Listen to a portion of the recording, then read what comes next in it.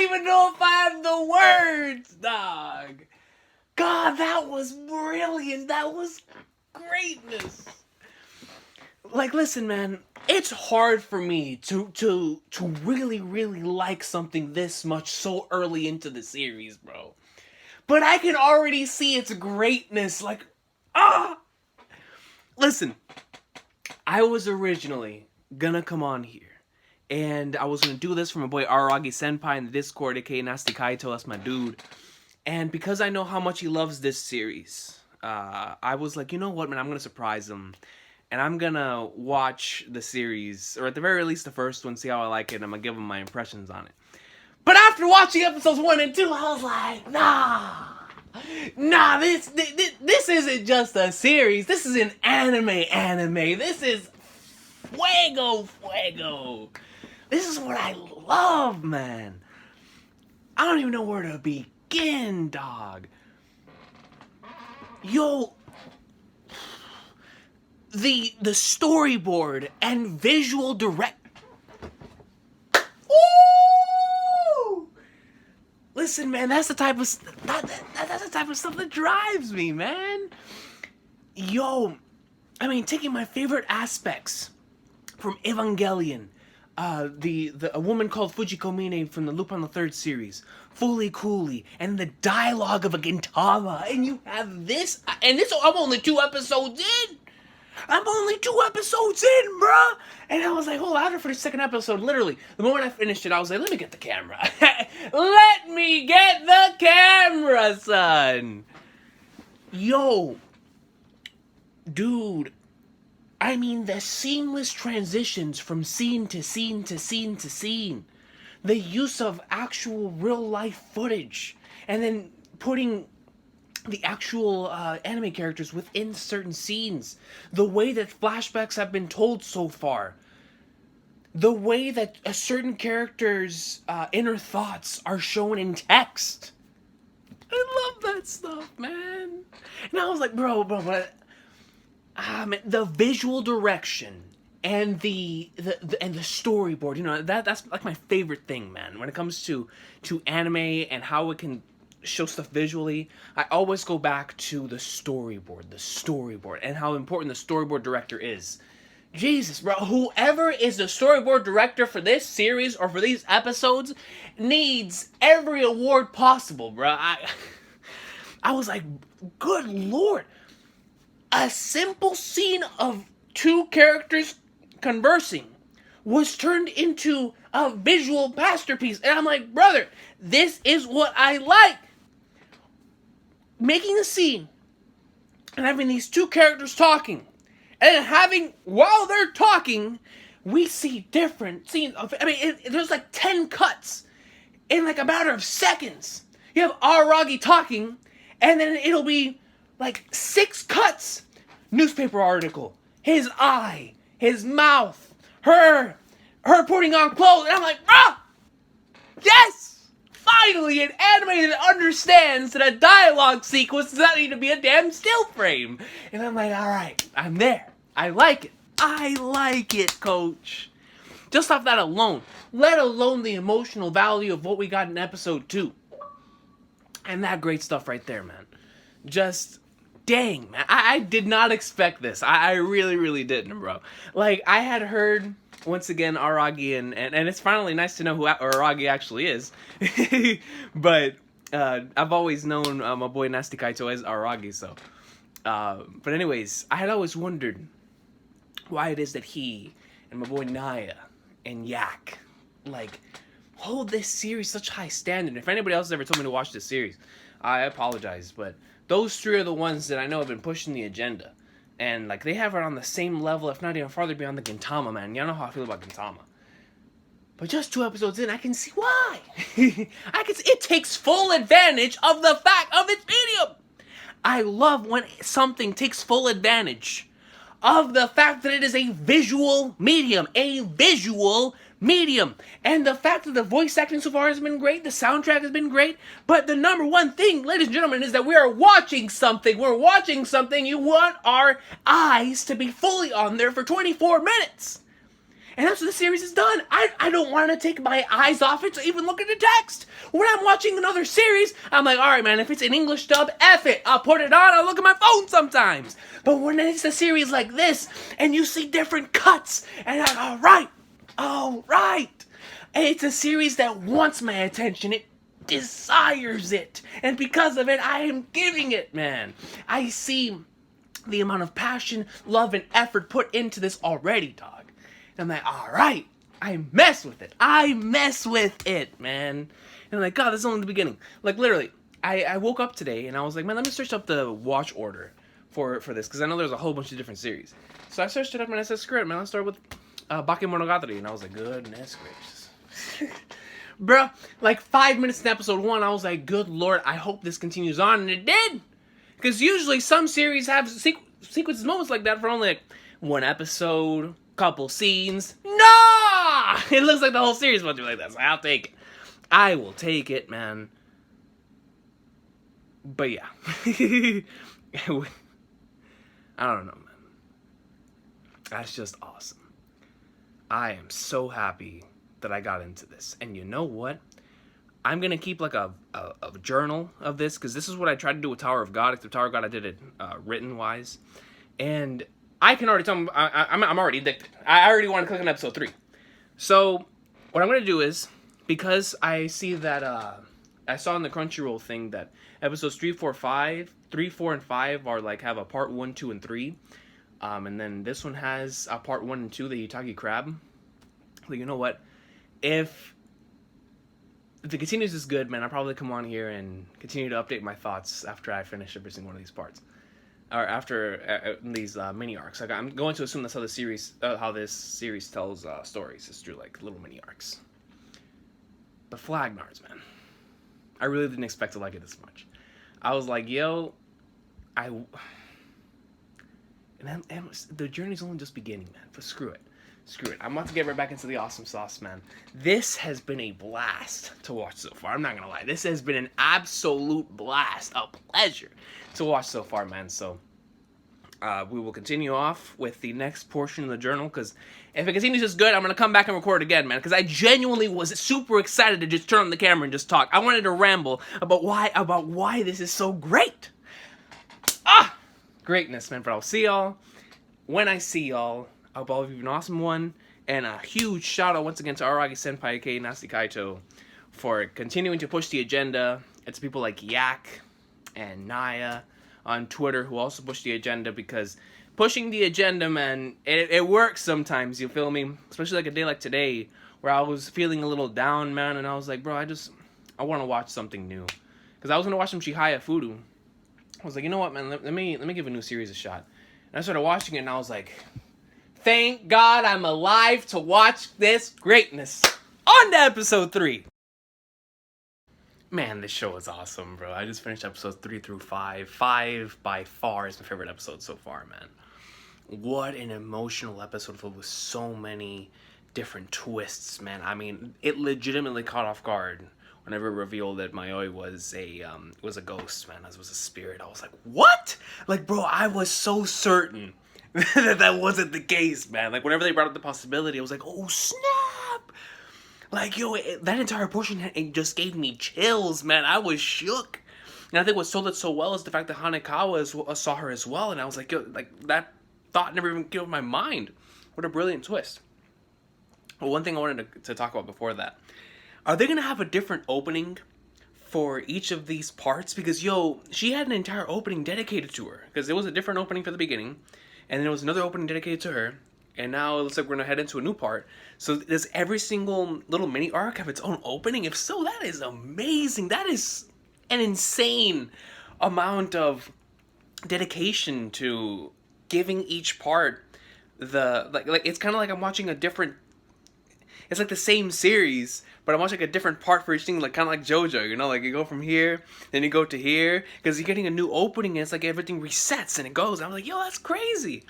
So if it continues on like that, that's just dope. But, yeah, man, episode 5 brought me in. The character interactions between Senju Gahara and Araragi were amazing. And then at the ending, whenever she was basically out here confessing her feelings to him, and then was like this entire portion, like she was trying to make him, like remember back in episode 3, she was trying to make him confess her feelings, or confess his feelings to her, and that's because of the way that he is.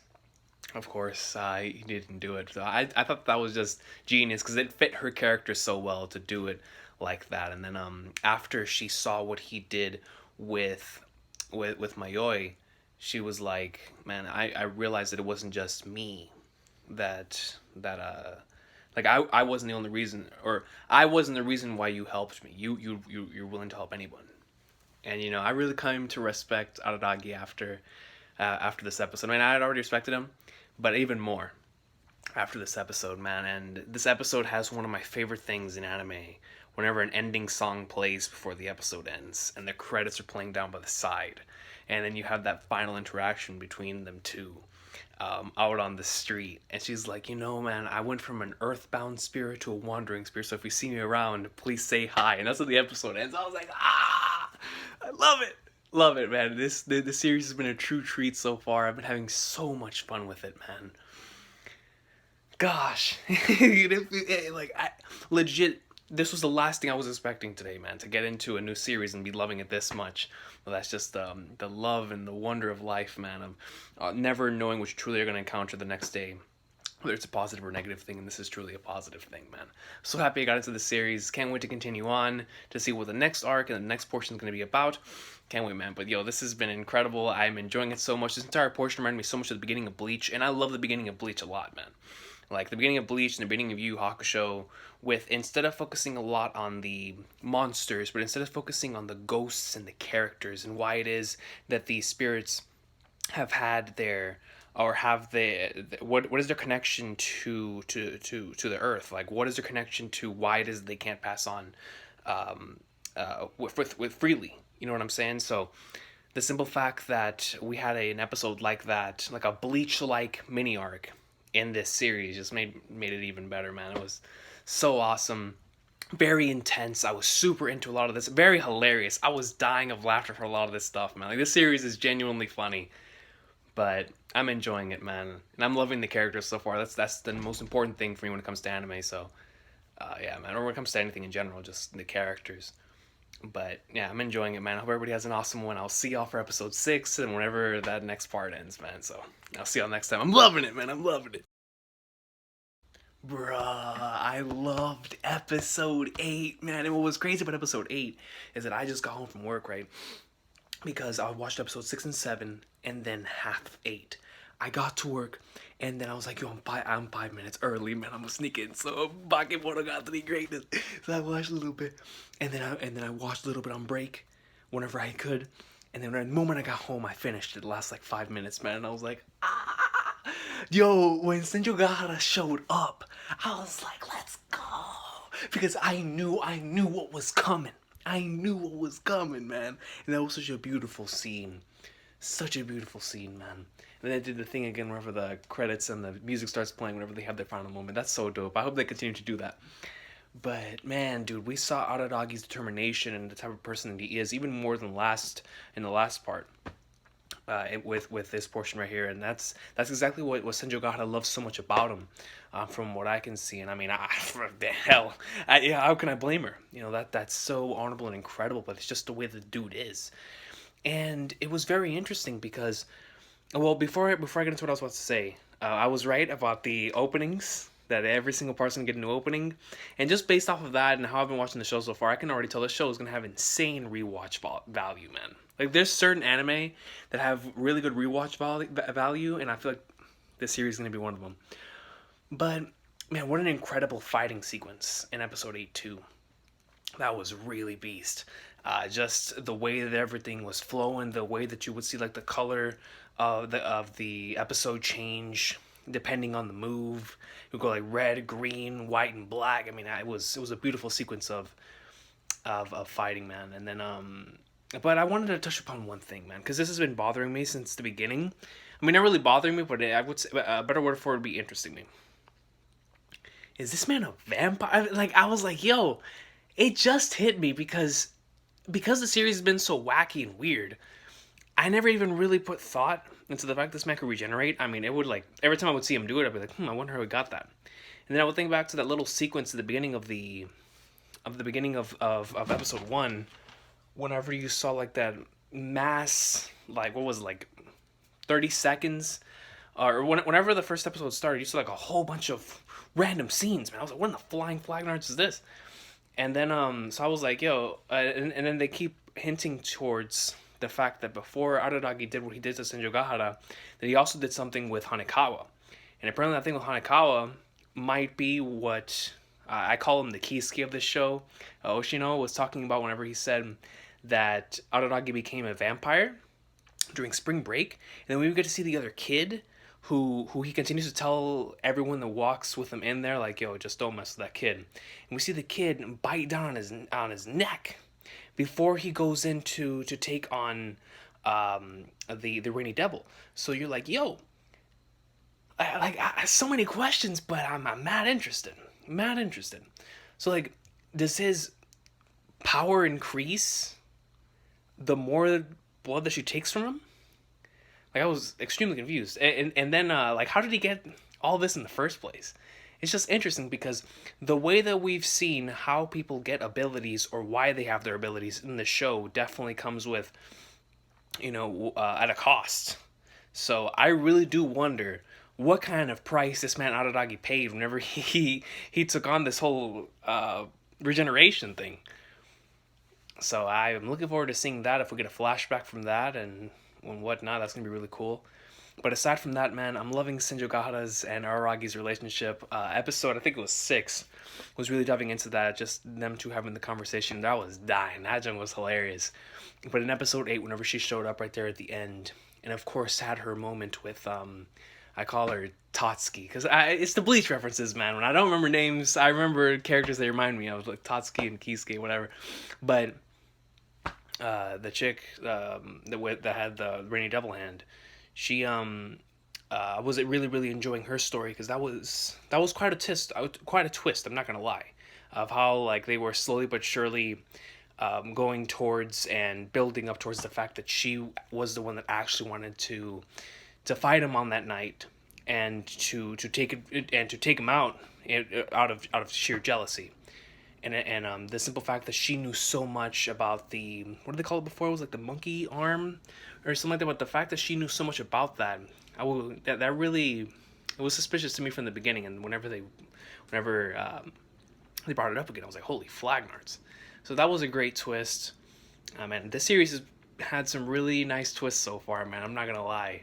But going back to Senjogahara and Araragi, whenever she showed up right there in the end, I was marking out, man. Especially whenever he was about to, or she was about to go in for the final blow on Araragi, because Araragi was taking L's, man. I mean, he was getting pwned. Senjogahara shows up like she's Stone Cold Steve Austin in the Royal Rumble, just whoosh, like a JoJo pose, whoosh, and goes right in, and then right before she does the attack, she gets right in front of him and was like, nah, you're attacking me. And it was so dope because and I feel like this series has done it a lot so far. In the last arc, it did it, where it was like foreshadowing future events in the first episode, and I love stuff like that. That's why I'm saying the series has insane rewatch value, where they were foreshadowing the fact that she would, or at least they were hinting, and they did massive conversation topic, which initially we thought was just a comedic moment, but in actuality was to shoot.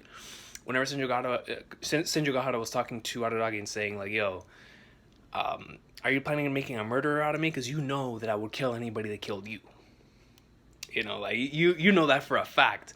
And whenever they're having the long conversation back at her house, and that became relevant here, and practically saved Araragi right there, that was awesome, man. I always appreciate stuff like that. But anyways, I'm about to hop right into episode 9. I'm not sure if I want to finish it tonight. We'll see. Depends on how sleepy I am. Today was a pretty long day at work, but when there's greatness, man. So we'll see what happens. I'm going to see how long this next part starts, because I know from what I read in the summary on Crunchyroll, there's 5 stories, and I think I've watched 3. It was the crab, the Itagi crab, the ghost girl, and now this one. So there's 2 more, and if I'm not mistaken, I think it's 13 episodes. So We'll see. We'll see, man. We'll see. I want to finish it. I really, really do, because it's addicting. But anyways, I'm going to get back to the awesome sauce, the greatness of Bakemonogatari, man. And there we have it for tonight, man. I just finished episode 10. I'm going to go ahead and call it a night because I need to go back to work tomorrow.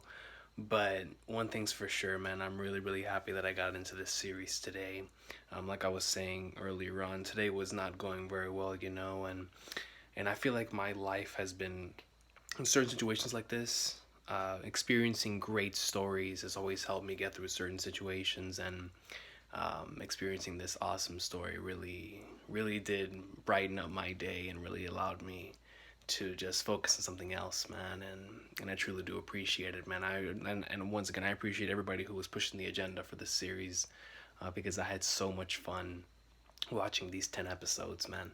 And by God, I'm gonna try to wake up as early as possible to finish it off, man, and watch the rest of Bakemonogatari, man. It's been a pleasure.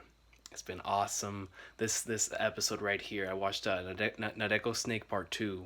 It was the last episode I watched for the night. It's a very, very emotional episode, man. Very emotional episode. And I did get my answer. That Araragi is actually 1/10 of a vampire, if I'm not mistaken, is what he said. So, my boy's got Dio's veins running in him, you feel me? So, he's a good man. Araragi's a good man.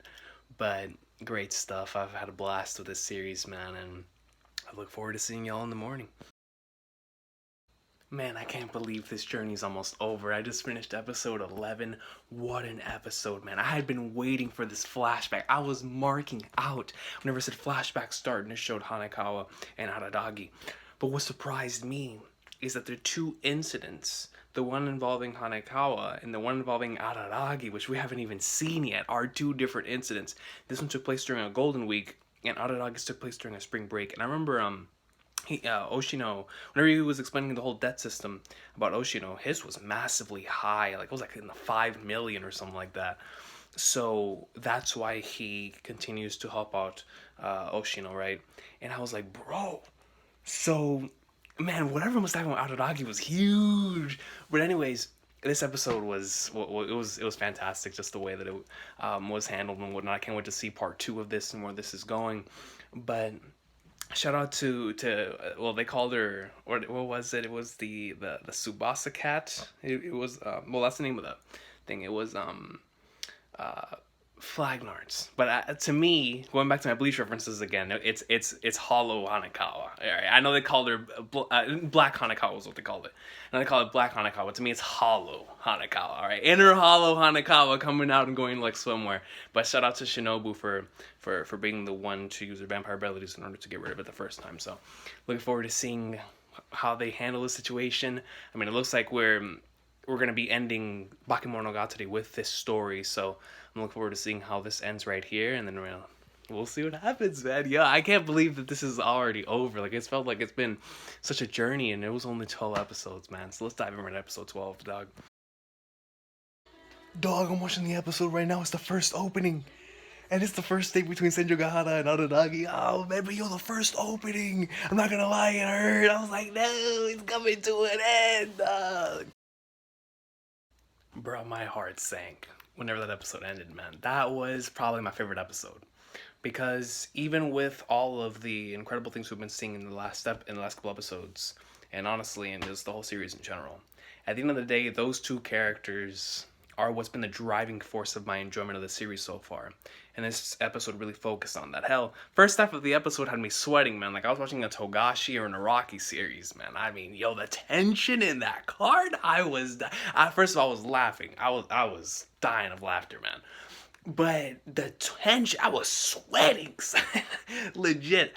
Sweating hard, man. That was a fantastic episode. The second half of the episode was hitting home emotionally, man. That was some beautiful stuff. And I was like, bro, that can't be it. And then whenever I went to go I watched the preview because I was like, man, because the way that it ended, I was like, this is the end. I'm going to miss these characters so much. And then when they showed a preview, Tsubasa Cat Part 3, I was like, wait a minute, what? Is that going to continue in the next one? But then I went online, and apparently there's 15 episodes. So Crunchyroll doesn't have all 15, so I'm going to watch these other 3. and see what we got going on, man. I was like, what? Like, why does Crunchyroll only have 12? But regardless, I'm excited, man. I'm so happy that it's not the end of the series, bro. Because I was like, because for me, at this point in time, I don't know if Araragi and Senjugahara return for another part. Like, I don't know if it's like JoJo and every other part. Because I know Monogatari has multiple different parts, but I don't know if it's like JoJo to or like Saint Seiya. I don't know. I don't know what it's like. I don't know if the next part has like different main character, a different cast, and if it doesn't have a different cast and different main character, I'm gonna miss Araragi and Senjugahara, man. I really, really am, bro. Cause just seeing their relationship evolve and see how they've evolved as people because they've met each other, it's been beautiful, man. Episode 12 was fantastic. I'm telling you, yo, that was a goat episode. Up until that point, I think episode 5 was still my favorite, but not anymore, man. Episode 12 was woo. That was phenomenal. But anyways, I'm gonna go watch this episode 13. Yeah, hey man, listen, if there's more episodes for me to watch, I'm ready to like swim more Bakemonogatari. Awesome sauce, man. So let's go ahead. I'm gonna go ahead and see what episodes 13 and 15 got going on. I just wonder why Crunchyroll doesn't have it, man. Regardless, I don't care. I don't care. I'll find me some greatness to watch, you feel me? So there's 3 episodes left, man. Let's do it. I don't see... That's why I was so confused. I was like, man, how is this episode going to resolve everything? Apparently it's not going to resolve nothing. So let's go. Awesome sauce. Bakemonogatari. Looking forward to seeing what's going to happen here in episode 13. And I think there's 15 episodes, right? That's what this thing says. It's, 15 episodes. So let's go, man. Wait a minute, man. So the only way that Black Hanekawa goes away and gets sealed up is if Araragi falls for Hanekawa? Because what's stressing Hanekawa is the fact that she loves Araragi, but she can't have him because Araragi has Senjugahara right now. What? Bro, this is about to cause for an insane final episode, man. I'm not gonna lie though, the adventures of Black Hanekawa and Araragi have been hilarious. Yo, this last episode had me dying. That joke was hilarious, but anyways. This final episode's about to be crazy. I wonder what Aragi's about to choose, man. Because we know that he's been in the middle of both of these sides. Damn, I gotta find out. Man, dude. I don't know why Crunchyroll didn't have those episodes. I mean, I understand, I could see how you would think that the series could end on episode 12. But there was definitely 3 episodes of content that was very crucial to, at least for me, of overall character moments, explanations for certain portions in the story I was confused about, such as where it was that Shinobu came from. Like, when we find out that he was actually the vampire that, a vampire that he fought in Spring Break. Like, she was the vampire that he fought during Spring Break, and caused this entire mess to go down the way that it did. And the fact that it ended that way too, in the same way that it started, I thought that was a really cool touch. That entire dialogue sequence between Black Hanekawa and Araragi was truly something, man. It was very, very interesting because you truly got to see an insight into the human psyche whenever it comes to love, man. And how it's very rare for us to really show our true emotion to somebody like that. And it was interesting, man. It was a very, very interesting conversation because it's true. It's true that there's definitely been a lot of cases and within yourself or with other people that you know where they have acted in a similar way that Hanekawa did. And it was just fascinating to me, man. You know, this series, just like that final episode, really impresses me from a visual standpoint. I think its visual direction is up there with the very best that I've ever seen, and its storyboarding is fantastic. But its character moments, and how you can relate to certain things is also top tier, man. I really, really enjoyed it, and I think after finishing episode 15 in particular, I was like, man, you know, Araragi's a truly awesome character, man. He really is. And like I said before, I don't know what's going to happen. I don't know if the next part, which I believe is called Nisemonogatari, I don't know if that is going to have these characters in it. We already saw that Oshino spread. We got his farewell from Araragi. That was a beautiful scene there at the end, showing how much he cared about him. But the simple fact that I don't know if these characters are going to be seen again was really sad for me, because I was like, man, I really, really like these characters, but I wouldn't mind having many more episodes dedicated to them. So, I don't know what I'm doing, man. I don't know, coach. I mean, I'm definitely going to keep watching without 100%. I already really like the way this series handles its storytelling. And if its visual direction continues to be this great, man, along with its great character moments, along with the great stories that it tells, I always enjoy whenever stories take this approach. I'm an episodic storytelling type of guy, and this series reminds me of Gintama in the way that it spreads out its stories. Like, telling a story in a couple episodes, moving on in that same area, taking this overall story and moving it forward. But within taking the overall story, moving it forward, you have these little mini stories that go on as well. So that reminds me of the way the Gintama does stuff. So I obviously enjoy that. But man, I really do hope that we get to see these characters again, man. Like I said, I don't know if it's like JoJo or Saint Seiya or in any of these series. I don't know if whenever you start another one of these Monogataris that it changes the whole cast. I'm not sure. But what I do know is that if this is the last that I get out of these characters in Bakemonogatari, then for sure I'm going to miss them, man. I'm going to miss them because I truly, by the end, really came to care about a lot of them. And it's going to suck if they're no longer here. But I'm excited to see what the future holds for the series, because as far as I'm concerned, this is like part 1 in the series, right? So, God, and I already enjoyed this much, man. I'm looking forward to seeing what the rest of these parts have in store, man. It's exciting.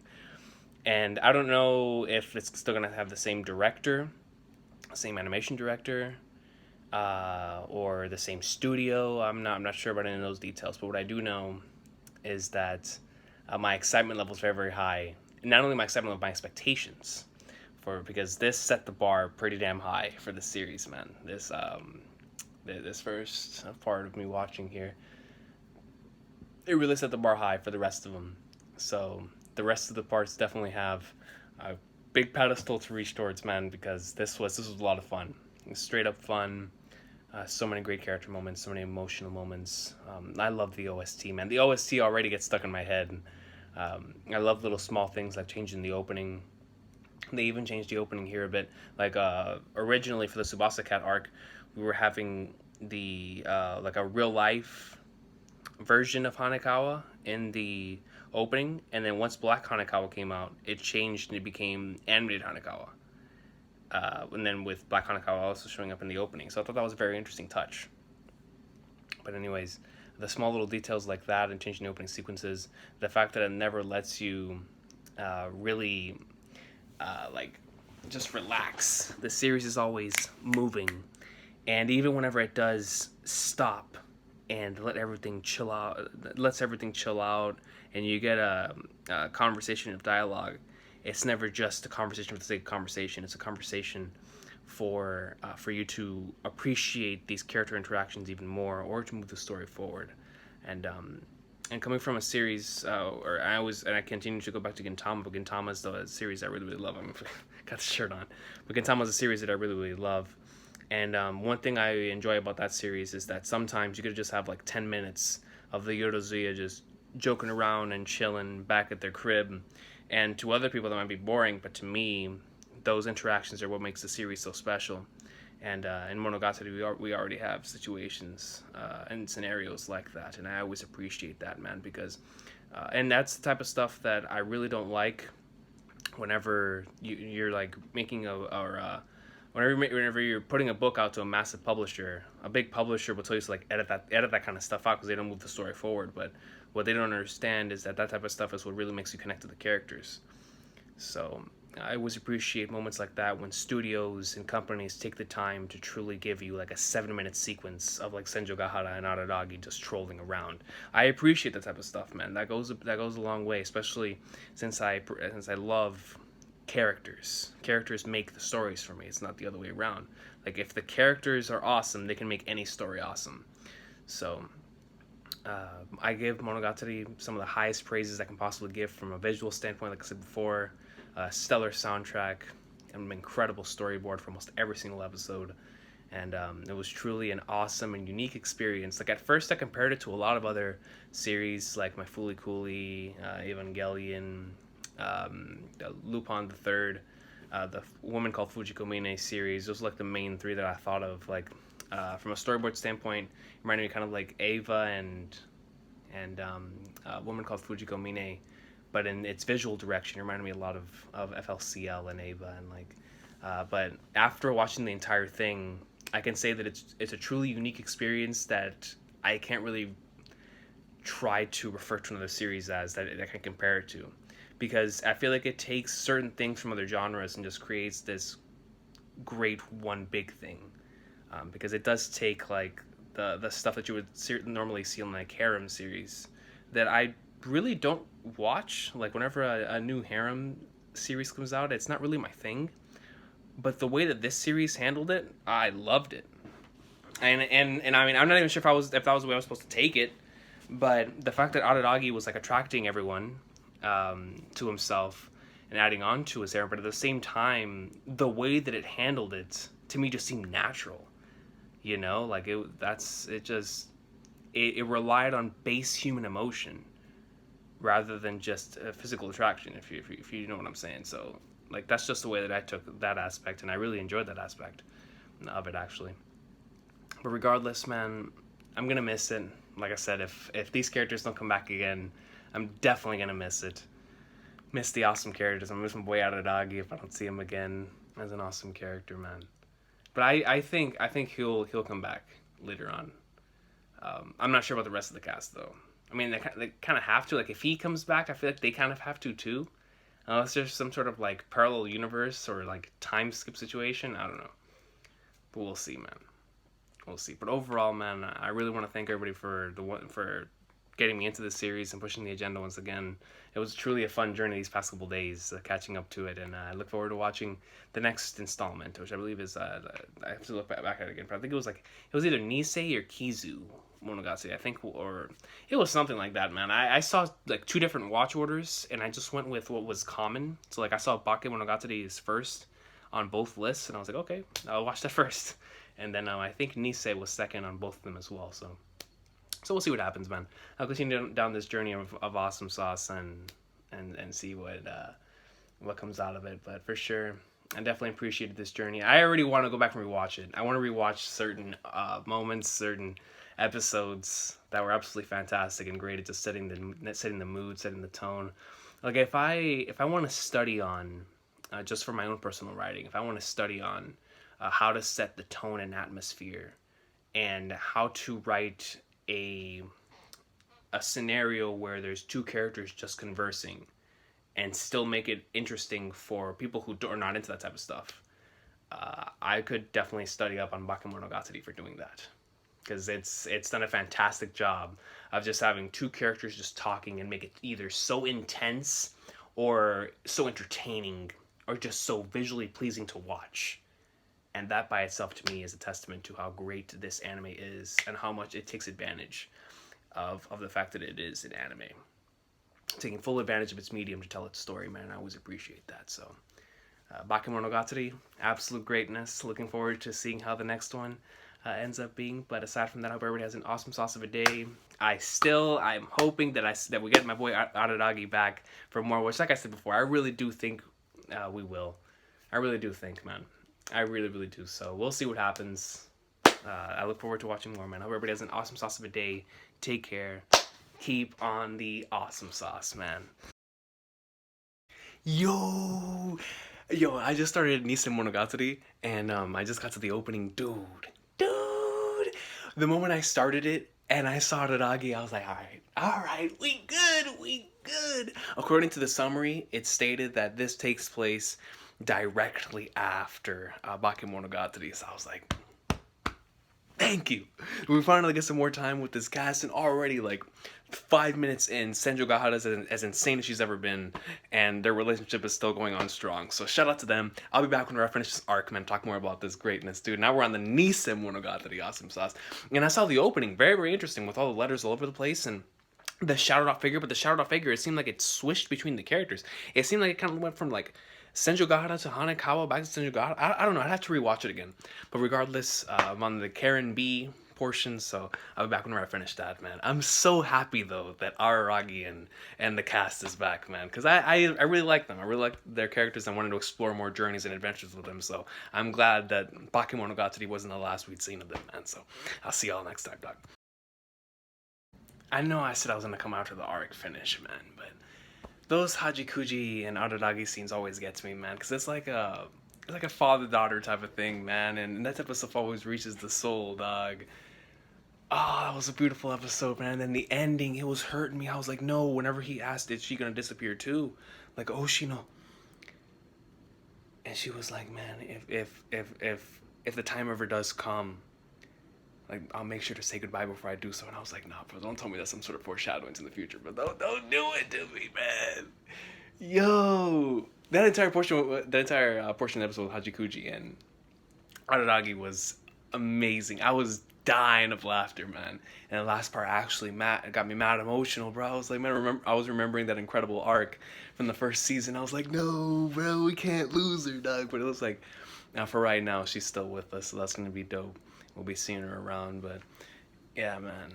I love the relationship between Araragi and Hajikuji. It's something really cool because she's not a character that's even supposed to be here. She's just, she's an apparition herself. And the fact that she is a spirit and still has this relationship with Araragi, so dope to me, man. Like, it's bonds that go beyond life and death, man. So bonds formed through time, man. And that's a beautiful concept, bro. Flipping flag nards, man. Freaking Nisemonogatari greatness. I'm already enjoying it. I really am. Whenever I started off the episode and I saw, I was like, man, the quality increased. And I hope that it still retains similar, or like the same visual greatness that we got in the first one. And so far, it's been really nice. We've gotten some really nice storyboard shots, and it looks great. And we still have all the voice actors that I remember from in the last season. So yeah, man, I'm gonna go back to the greatness. I just wanted to talk about that real quick because I do appreciate Hachikuchi and Araragi's relationship. So that was beautiful. And then the way the episode ended, credits hitting on the side. I'm a sucker for that type of stuff with the music hitting. I mean, seriously, bro, that really got me thinking. I was like, man, because so far this series has been hitting me with like that Gintama type of vibe where, you give me those comedic moments for like 8 minutes, and then out of nowhere you hit me with that emotional trauma. I'm like, I'm not ready for it, dog. So, but that's what I mean. That's what I meant in the last one, the Bakemonogatari portion of at the end, whenever I was talking about how important scenes like just having them hanging out are for moments like these. Like the 8 minutes prior of them trolling and joking around with each other is exactly why that last part was so emotional, man. And why whenever you thought about it, you're like, nah, bro, she can't leave us, nah, man. So onward, man, onward. I gotta watch more, bro. I gotta stop talking and just watch. Dog, Nisemonogatari is so good, man. Like, while I was at work today, I just had it in the back of my mind, like, son, it just does so many things right. I mean, the way that it builds up its mystery in the background, randomly brings it up in an episode, and you're like, holy flagnards, the way the atmosphere changes out of absolutely nowhere, and sets a tone that just keeps you so invested. Man, dude, for a majority of that arc, I would say from like episode 3 to episode 7, I just couldn't stop watching, man. Every opportunity that I got, I mean, honestly, from the beginning of Nisemonogatari, I was doing that. Since Bakemonogatari, I've been doing that. But specifically here, every single moment I had even a bit of free time, I was on it. I was on it, man. And, man, in this season especially, I've realized just how well this series utilizes fan service. Like, I don't think I've ever seen another series that utilizes it to the point to where I can't imagine the series without it. Like, it's just a part of its charm at this point. And I saw a comment on Crunchyroll on the bottom that said that Araragi's house, I think it was during episode 4, it's like, Araragi's house is absolutely awesome. And the comment below said, yeah, because you're seeing it from it was something like, it's exaggerated because you're seeing it from Araragi's perspective as a narrator. And I was like, what, bro? Like, that blew my mind. I was like, holy flagnards.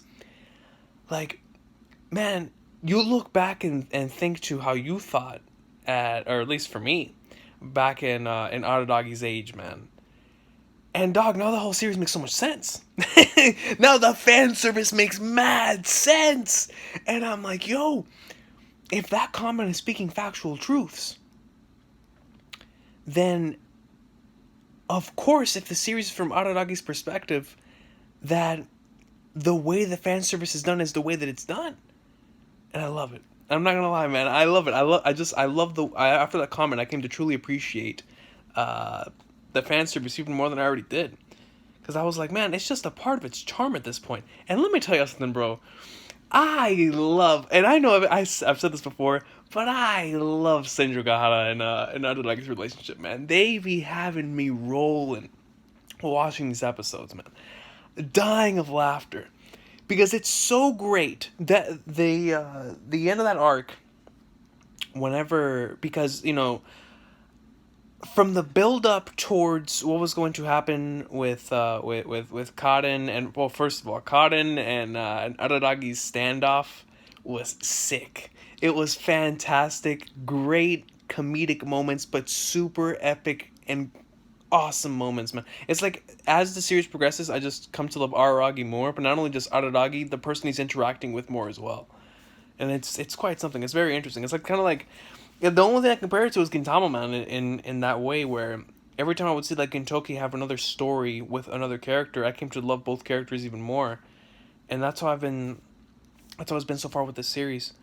But in episode 7 in particular, right after that episode, whenever they are confronting, I'm trying to remember his name, because I watched that episode this morning before I went to work, and it's like mad early in the morning, so I'm forgetting my dude's name, but he's got this like the slick back hair. He's the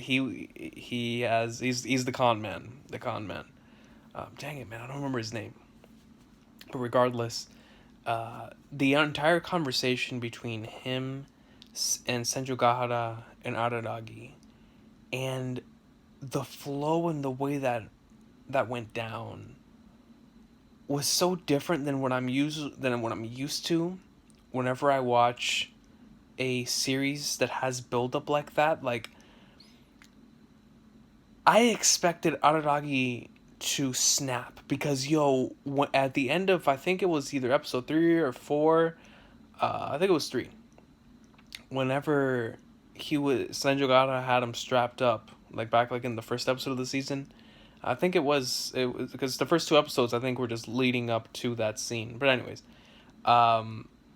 you see Senju Gahara having him in handcuffs and whatnot, and the moment that he finds out that his sisters are in trouble, you see his eyes get red and he just breaks out. I'm like, holy fuck, this is about to go down. And the way that like the atmosphere changed and the color palette around changed into red and black the moment that he met that dude right after he left Kanbaru's house.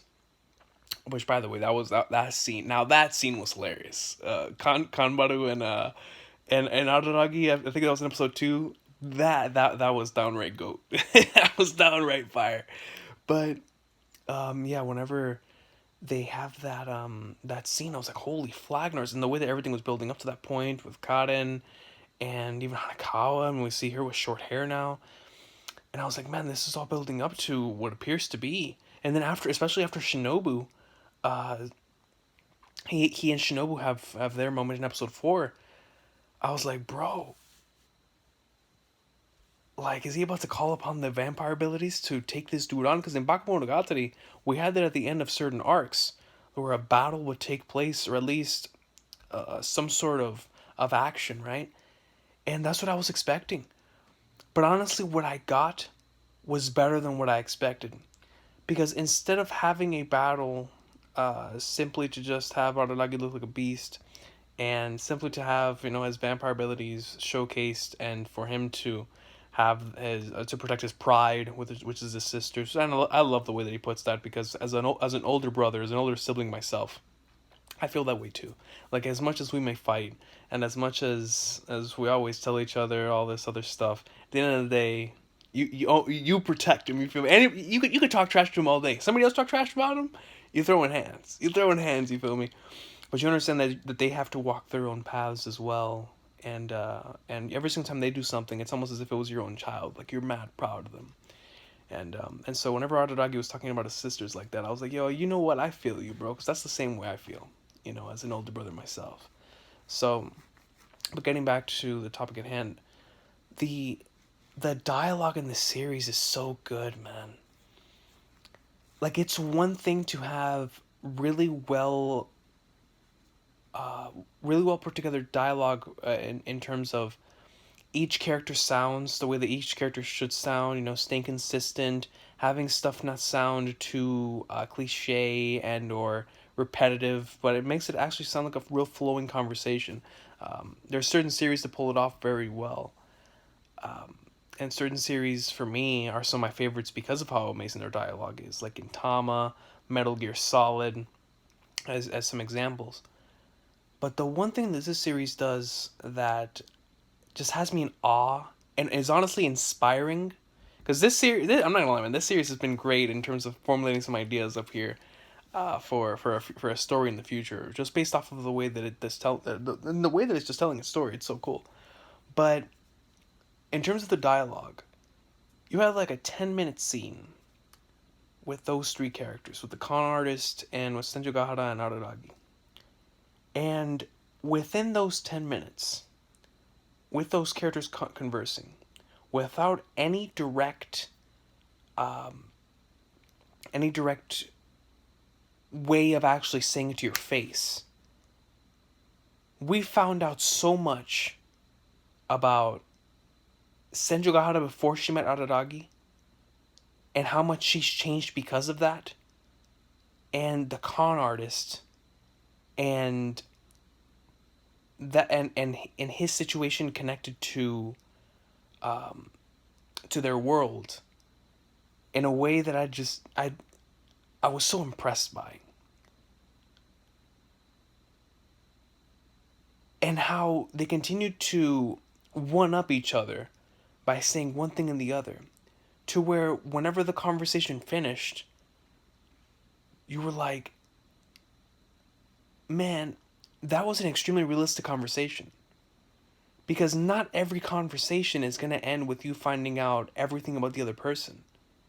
There's going to be some open-endedness, sure, but you got what you wanted to get out of that conversation. A certain goal was met. And even if it didn't happen in the way that you wanted it to happen, words were exchanged, you learned certain things that maybe you didn't know before, and there's still mystery. And it was just so fascinating to see this dude who continued to lie so much that he continued to fool me. And I was like, man, dude, like, this is great. Engaging. An engaging conversation that has you on the edge of your seat, because you truly don't know if somebody's going to snap at a moment's instance, whether it's from words or actual battle, and trying to figure out just what in the flying flagnards is going to happen next. Scene for scene, frame for frame.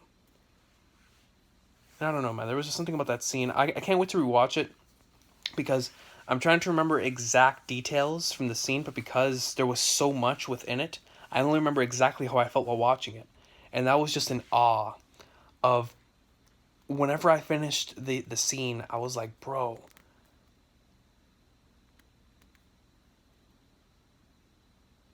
I mean, look, right now, I'm at a loss for words. Like, just remembering everything that was actually said within that little time span of episode 7 with those three characters. It was such an engaging conversation, man. Great stuff. This series has provided some great study material for the future, man. for a storytelling standpoint, man. This is just one of my ramblings at 3 a.m. I'm about to watch another episode right now because screw sleep. When Nisemonogatari needs to be watched, you say screw sleep, son. But regardless, man, these are just my early morning thoughts. Your boy is super tired, but not tired enough to not watch. I'm not tired enough. I'm jumbling over words. I'm not tired enough to not watch Nisemonogatari. You feel me? Like I'm good. I'm good. I'm not that tired.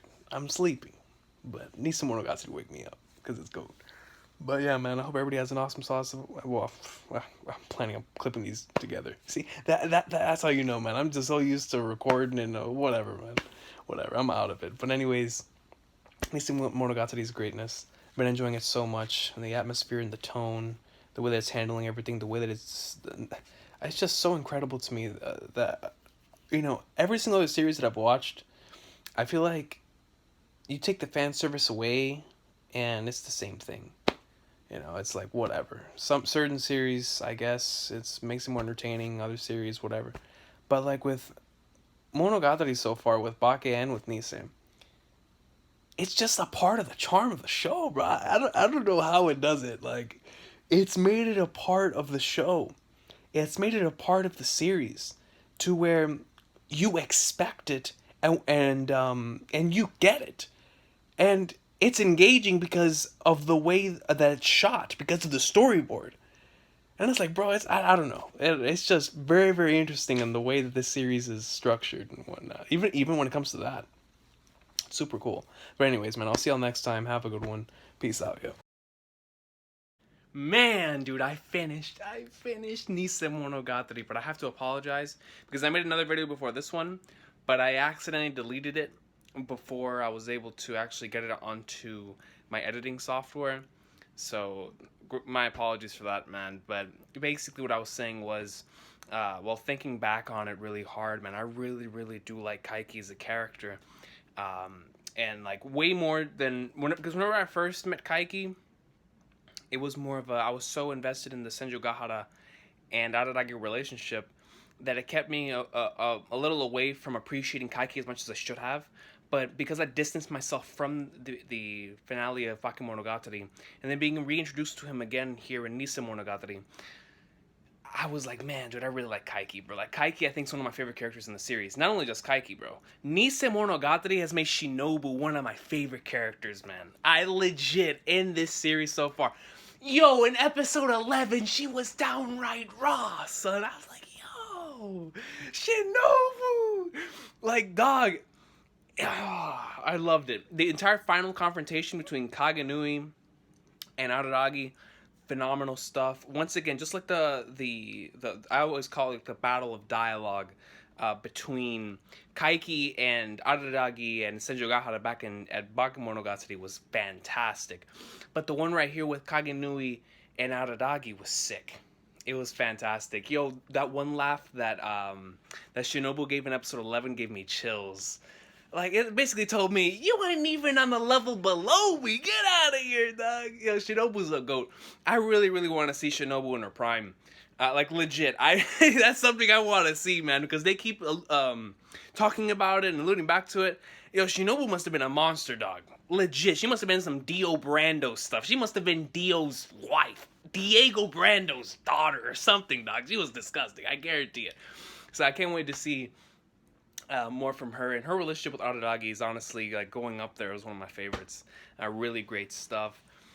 But man, dude, I'm loving this series. I really, really am. The dialogue that they spit, the way that the storyboard is, just never continues to. It never ceases to amaze me how well the storyboarding and the direction is for this series. With how it's always keeping your attention on something, man. And the way that it utilizes fan service is very, very unique to this series as well. Like I was talking about in the last couple videos. But yeah, man, Nisemonogatari, bro. So many little fun mini arcs. This one that we're in right now is really good. With Kagenui, and I forget the turquoise-haired individual's name, but I know that out of the two, I mean, Kagenui interested me a lot, especially with the way that they were alluding to the fact that Oshino, Kaiki, and her were classmates. And just with everything that she was stating, as everything progressed, I mean, I was sweating at the end of episode 10, man. Legit. Episode 10 had me so shook whenever they took out um, his sister. I was like, what in the flying flag? Bro, what do we got going on here, Skip? But yeah, man, the one out of the two that really, really made me just think for a while was the turquoise haired individual. And I had seen that person before because I believe, and I'm not talking about like in the series, I'm talking about in in just on like a Twitter profile picture, which was really weird for me because I almost never, up until this point, I don't think I'd ever seen a lot, many of these characters before. I mean, I had seen Araragi, of course, before, and I think that's maybe if I see something else from later on, I'll probably I saw that before. But aside from that, not really anything else, except for one thing, and that was this one individual with a turquoise hair. I believe one of my flipping, I'm trying to remember names here. Bogdy, good friend Bogdy, on I believe it was either the Twitter or the YouTube profile picture, had this individual as the profile picture, if I'm not mistaken. And if it's not Bogdy, then I apologize, but I think it was Bogdy. And I was like, yo, I always wondered where that person is from, and I was like, oh snap, it's from this series. So whenever I saw that person, I was like, oh, I can already tell this person is going to be a goat. Any person whose profile picture worthy is going to be a goat. And my first impression of this character really left like an type of a lasting impression on me, because every single character, it's important for every character to have something unique to them. And the fact that of all the unique and crazy characters in the show, the way that she always ends her sentences with "and with a posed look," and with a posed look, and I said with a posed look, and I said with a posed look, to me was just so cool, because even with all of the crazy nonsense we had seen in the series, and with everybody having their own unique traits, but all of them being uniquely crazy, just like we all are here in real life. But whenever I saw that, I was like, man, this show really knows how to give great individual traits to each character that'll make them immediately memorable. Because just with those two characters, the moment that I saw them with Kagenui and once again the girl with the turquoise hair, her turquoise colored hair, I was like, immediately, I was like, yo, this one right here is the dominant, always talkative older sister, and then the younger one always says, and with a posed look. It just left a lasting impression on me on how whenever you're going into the writing process, you always want to, especially for important characters like that, you want to give them something to where the moment that you see them or the moment that you hear their voice or something, you immediately is like, oh, that's them right there. And this series has done a great job of each character that's been introduced so far have given that one unique thing that just stands out to you from that character, making each individual character very, very important. And to me, that's extremely important, because my favorite thing in the storytelling medium in general is characters. Without characters, to me, you can have the greatest story in the world, but if you don't care about the characters, it's not going to matter. So the fact that this series has made characters that you really can really have their individual traits, and then at the same time you care about them, you care about their relationships, and want to see how they grow, and you want to see their stories. I mean, overall, so far from what I've been seeing in the series, we've been going through each individual character's stories and how they've gotten to this point. And I've liked that. I've liked the way that this story has went about that, and it's because it's been a very direct approach, but also a really cool, because it's not just focused on the character that the arc is named after. It's also focused on the other characters around, and how that character impacts these other characters and stuff like that. So it's dope. I'm enjoying it a lot, man. Nisemonogatari was a lot of fun once again. I think biggest highlight for me from Nisemonogatari is the fact of how much I truly came to love the relationship between Shinobu and Araragi. From that the bathtub scene towards the beginning of the season, really started like spiking and piquing the interest in terms of like their past and the way that they treat each other. But as it's went on, and it's went on, and it's went on, and then that one scene with Kaiki in the donut shop itself, and then right here, and then, I don't know, man. Just, I love the relationship. I do. I truly do, bro. Like, it's just, it's something so cool, because I'm assuming that they were pretty big enemies in the past, right? and due to some certain circumstance, Araragi became what she is.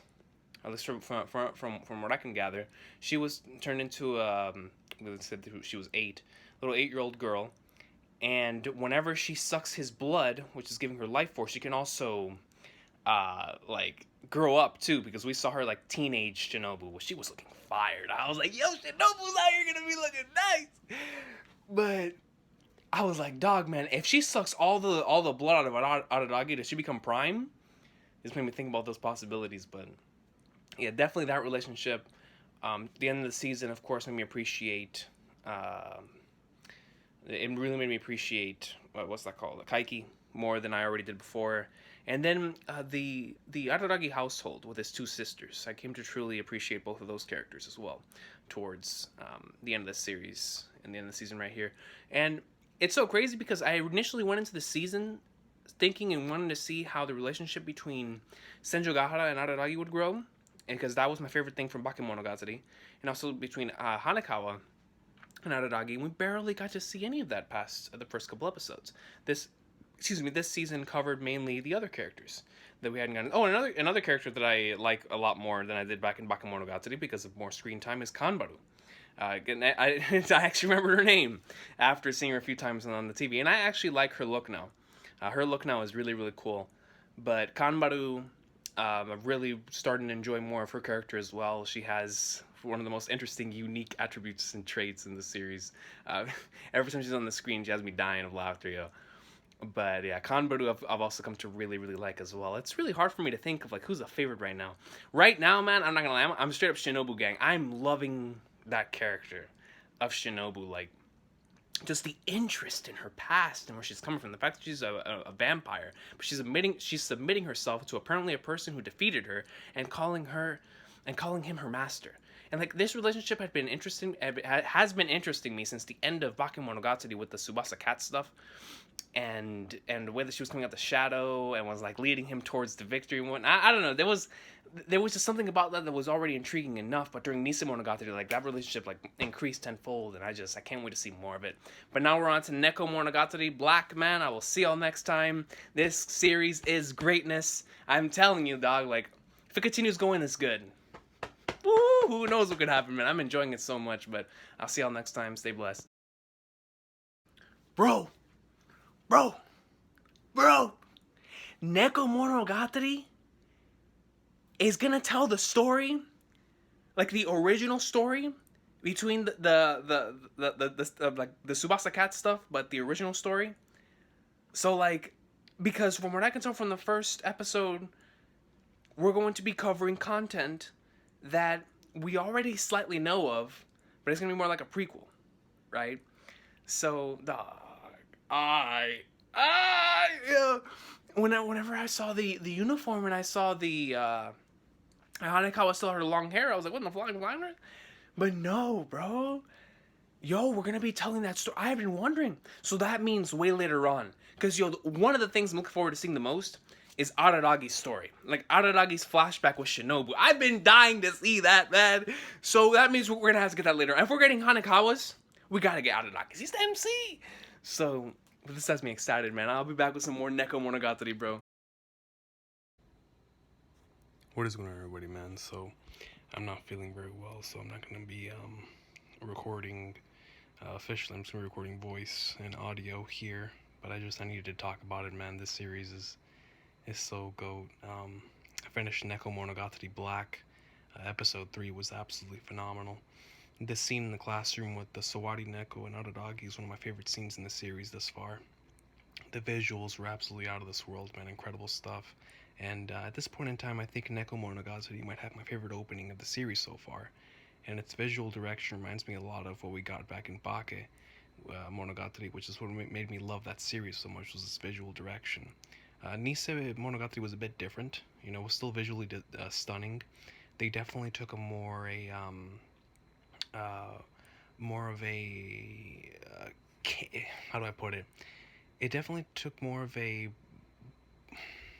whenever it came to the way the camera worked in Nisemonogatari, it definitely focused a lot more on the body and on the way, I mean, Neko and Bake did that too, but Nisei didn't have as many of those like cuts with like the chapter numbers coming up and with the dialogue in individuals' heads.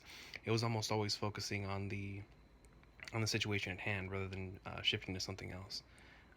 But it had its own charm in that end as well. But going on to episode 4, get back on Nekomonogatari Black, man. Episode 4 was absolutely phenomenal.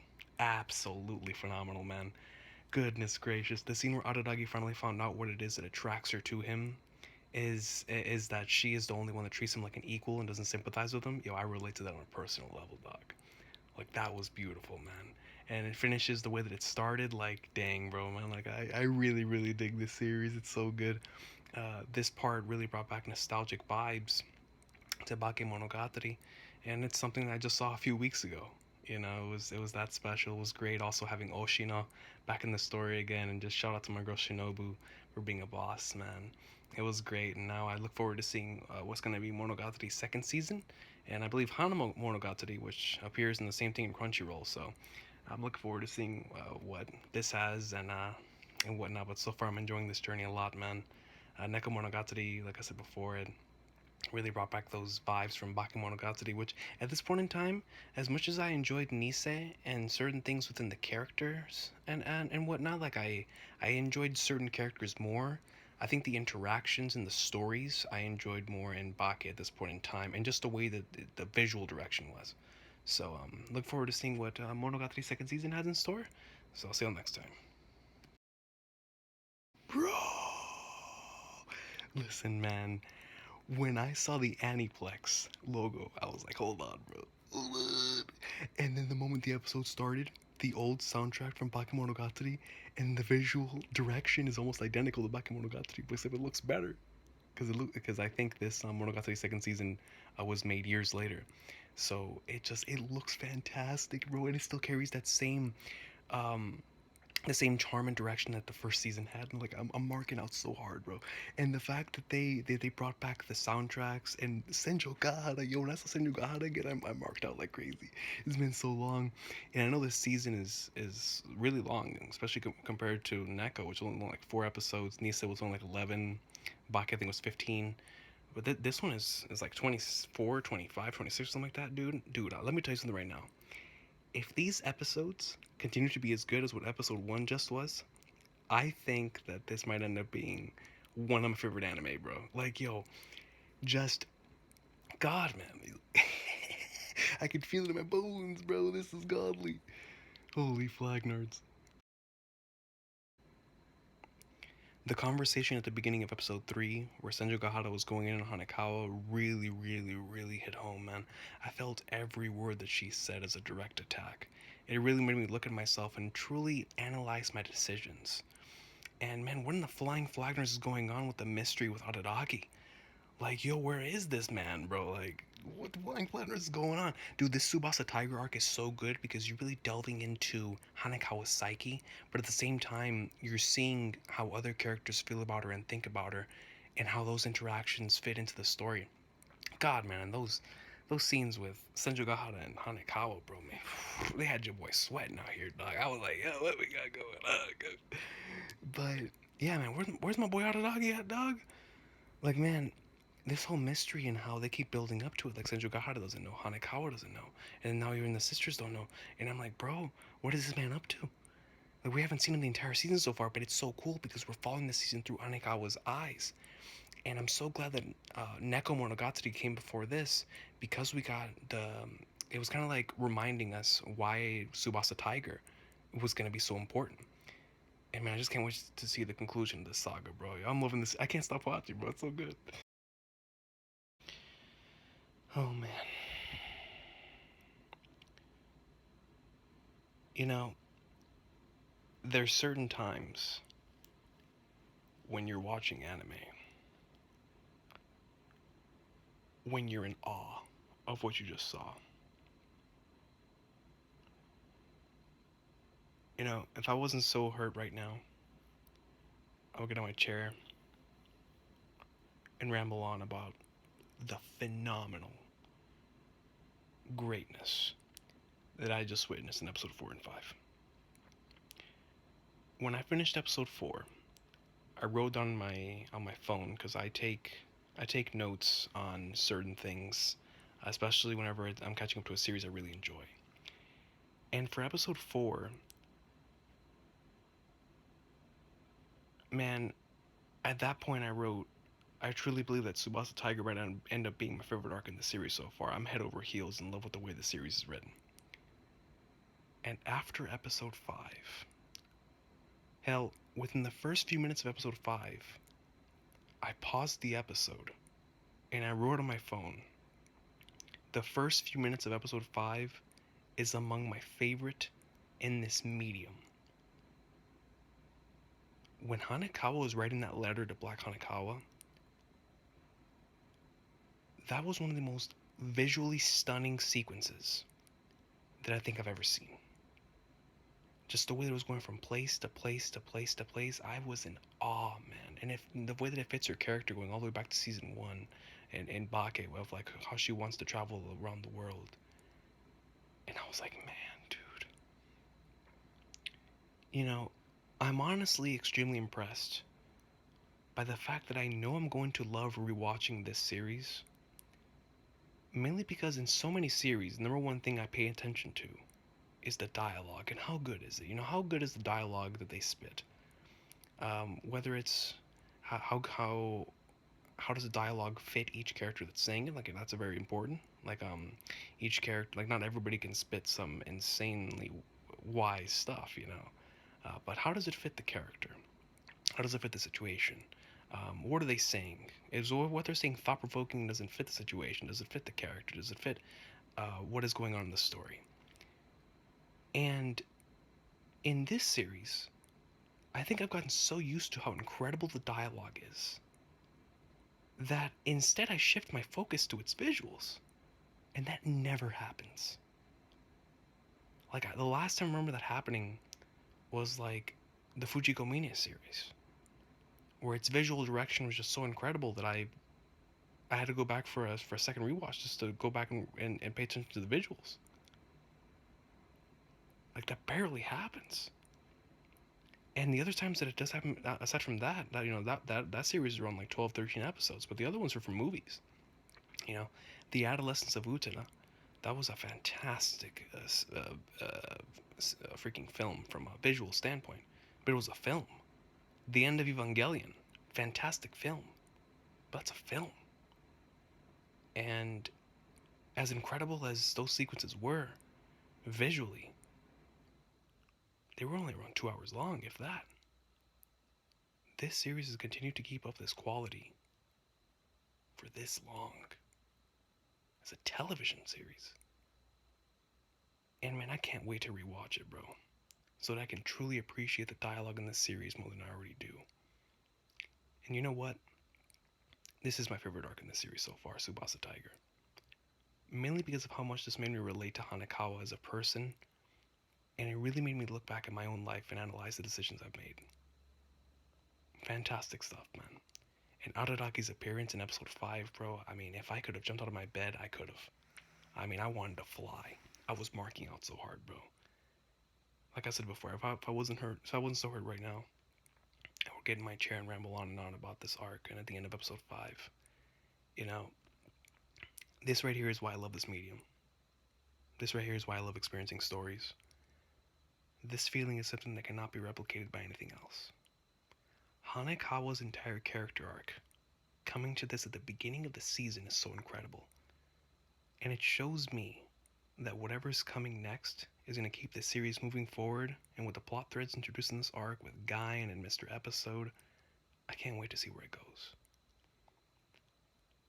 But staying on this arc, Hanekawa going through all that, and realizing that pain and sadness is just as important to our lives as happiness, while at the same time accepting who she truly is by accepting her impurities, but still covering them up.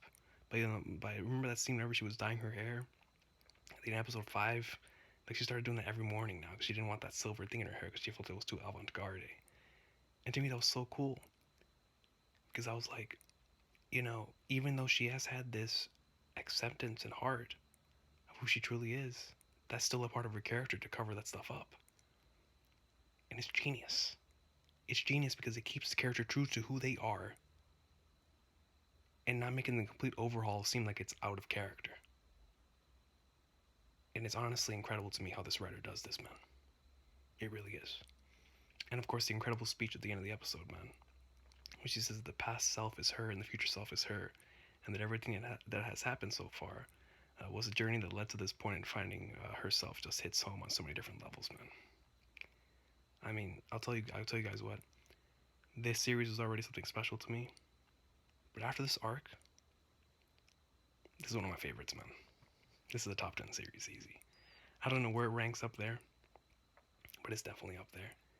And what's crazy is this is only episode 5. If this continues the same amount of quality, this might end up hitting a range that a series hasn't hit since like Gintama. I don't know. It might hit like that Galactic Heroes Gintama. I don't know, man. Like I haven't even thought of like a top 10 in a while. But I think after watching Monogatari's second season, once I finish this, I might actually have to think about my top 10. I seriously do. It's that good. And I'm only in episode 5. Like the vision, everything I loved about Bakemonogatari, and like I was saying before, Nisemonogatari, I enjoyed it for many different reasons. It had its own charm to it. And I felt like it was kind of like JoJo in a sense, to where every part feels different. And I enjoyed Bake for all of its incredible visual direction and the character relationships and how everything was together. Kaiki, my god, I mean, so many great stories and introductions. And then you had Nise, which amplified and gave us more of the characters and really exposed how insane and nutty they truly are. And still keeping some of that visual greatness, but for me, I preferred the style of Bake, right? And then Neko kind of brought it back to the type of way that Bake told its story. But man, dude. Yeah, it's like I said before, Monogatari's second season keeps up like this. There's no ceiling. There is no ceiling for how high this can go, man. I'm loving it, and I can't wait to watch more, man. I'm so glad I got into this series, bro. Freaking Monogatari's second season greatness. Bro.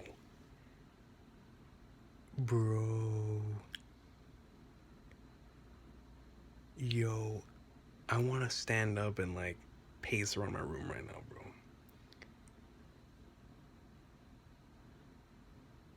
The Mayoi Jiangshi arc might have been even better than Tsubasa Tiger, man. Oh, bro. And for entirely different reasons. Like, first of all, this arc made Shinobu my favorite character. Shinobu is my favorite character. Adult Shinobu is one of the finest human beings I've ever seen in my life, yo. Yo, Adult Shinobu was like Nami level of fine. I was like, damn. Like, not just a regular damn, it was like a damn, you know? And Adult Shinobu could slay me, like, yo. But on a serious note, the concept. I mean, the time travel concept for me is something I've always loved in anime and manga. And it's, even with that being said, I feel like they could always do something more with it. And when this arc started, I didn't expect it to go down this route. So when it did, it was so cool because it was like an adventure between Shinobu and Araragi to go find Hachikuji. And it was so interesting the way that everything played out, because it made it seem and it made it feel like everything in the series has been important. Every little miniature character interaction has been important. It really made you look back on the first season and be like, yo, if one thing had gone differently, this all could have happened. It's very, very fascinating whenever you're able to, in one arc. That's what I love so much about this arc, is that it really delves deep into how important even though an interaction you have in a day it may seem minuscule to you, it could very well change somebody's life. And the way that it showed the importance of every interaction in the series so far, and the importance of Shinobu and Araragi's relationship, man. I mean, when I found out the truth that I came to respect them both so much. Like, Araragi, if he kills her, he gets to be human again. And if Shinobu kills him, she turns into Prime Shinobu. Prime Dio Shinobu. Diego's daughter. And I'm like, neither of them had done it, man. Neither of them. And it just makes you appreciate the relationship that much more, bro. Because you know they would gain much more from the other not being there, but they would rather have the other there and them both being complete because they feel like they complete each other. And I'm like, oh my god. And like, I'm saying that, but I still ship Senjo Gahara and I'm not even a shipper, but I ship Senjo Gahara and Araragi hard. I feel like that's like the perfect relationship. But there's just something about the relationship between Shinobu and Araragi, not from like a romantic way, but like from another standpoint. That's just so it is a master student relationship. It's so amazing. Like, I love it. I love this type of relationship in general. Whenever somebody picks up somebody up off the floor and takes them with them on a journey, especially whenever it's like a father-daughter type thing that like you see like in Gintama, Yakuza, whatever. But in this case, it's so interesting because of the backstory presented. Now, I don't know the backstory, and I want to know the backstory so bad. But when I can gather, Shinobu and Araragi had like a battle to the death, and Araragi saved her. So, man, dude. But, man, yo. When I saw Future Haji, first of all, episode 10. I said episode 5 of this season might be the best. No, episode 10 was godly, bro. I don't know which one I like better. Because, yo, when you start off the episode with Future Hachikuji on some Hitman Reborn stuff, okay, straight up fresh. I was like, yo, my girl Hachikuji. But then, yo, Oshino the GOAT. This man was on some Kisuke Urahara stuff, dog. This man, Oshino, is truly on some Kisuke Urahara stuff, man. That dude is a GOAT. A true genius. Like, man, yo, his scene in episode 10 was visually stunning. But as the episode continued on, and the feels moments with Hachikuji, man. But when the, what do they call it? The kiss shot, underblade, Adiola, Orion, whatever. When that version of Shinobu showed up to where they originally came to time travel against Shinobu and Araragi, right there from the moment that she arrived up until the end of the episode, the immersion I got right there cannot be duplicated, man. It was so good. From the tears coming out of their eyes as they spoke, to truly getting into the heart of why it is that she did what she did, to her wanting to atone. I mean, God, man, and seeing the true, once again, the importance and how strong their relationship is already becoming with Shinobu and Araragi. And how things could have been so much different, man, if something had changed. And just those sequences were so amazing, man. Visually and from a dialogue standpoint, man, it was phenomenal. Once again, it made Shinobu my favorite character so far. And I love Araragi. Araragi is an amazing character, but I can't put him above Shinobu right now, yo. Shinobu fascinates me. I would love to write a character like Shinobu. And to me, that is the ultimate testament to how good a character is, or how much I love a character. When I either want to write a character like that, or I'm inspired by a character like that. And Shinobu, I would love to write a character like that. Wow. Amazing stuff, man. I can't give this arc more praise if I could, bro. Like I said before, I already love like the whole future concept in anime and manga, or just in storytelling in general. But this knocked it out of the park, man. I did not expect this. This was so good. So good. And there's still over half a season left. Like, bro, I don't know. I don't know what's gonna happen, man. Oh, and then the end of the episode. The episode started off with future Hajikuji, and then it ends. It ends with Hajikuji in the present, with him finding her. And just the way that it ended, with the way the episode started, reminded me so much of Gintama, and I was like, yo, I love this so much.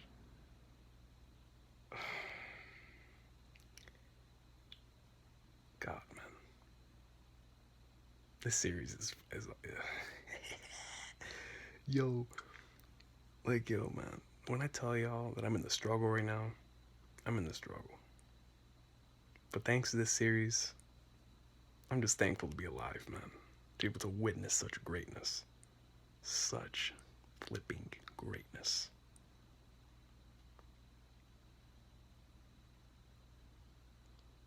Without question, I can tell you right now, I don't care how the rest of the season goes, this is already my favorite season.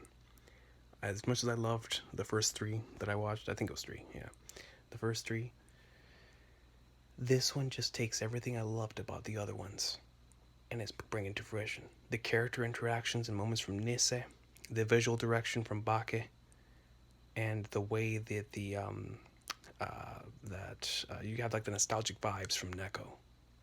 Let's bring it on to fruition here. And I'm only on episode 10, bro. Absolute greatness, man. Absolute greatness. I'm enjoying this so much. I'm gonna get back to watching, bro. Like, I can't stop pressing play.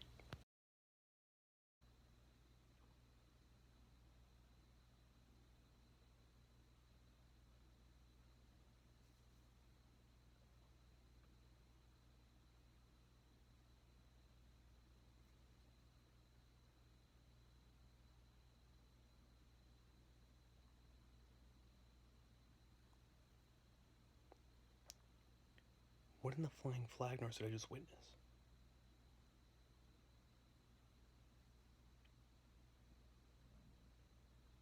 What even was that Sengoku arc? And like, that's how that ends. That was the end of the arc.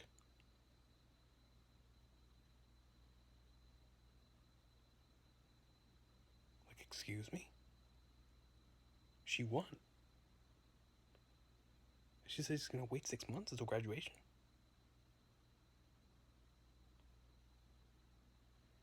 Like, bro, I'm so out of it. I'm so confused.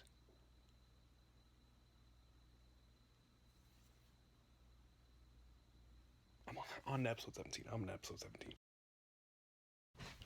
Bro, if I could, when I tell you I'm in pain, dog. If I could, I want to jump. Dude, I want to jump from here to planet Pluto. It doesn't even exist anymore. Bro, the name of this arc is Shinobu Time. And from Aratagi's opening statements, it's gonna be about Shinobu's past.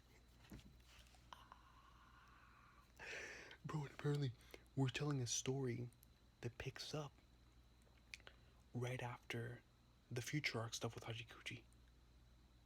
So it's like we're gonna be building back up to the Sengoku stuff, Natiko stuff, because I know that took place in like November, or according to this series, according to the timeline. So we're going back there. Shinobu's past. Let's go. Bro, when I read that, oh man, I wanted a full. Dude, this is what I've been waiting for. Shinobu's past and Aratagi's past. Like that's been what I'm dying for. But let's go. I gotta watch this arc. Shinobu Time. Man, bruh.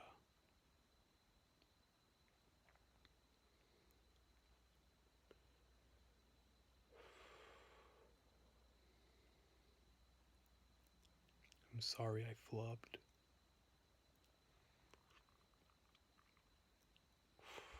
Bruh, that was one of the saddest scenes I've ever seen, dog. And the fact that it was foreshadowed all the way, I think it was back in Nisemonogatari.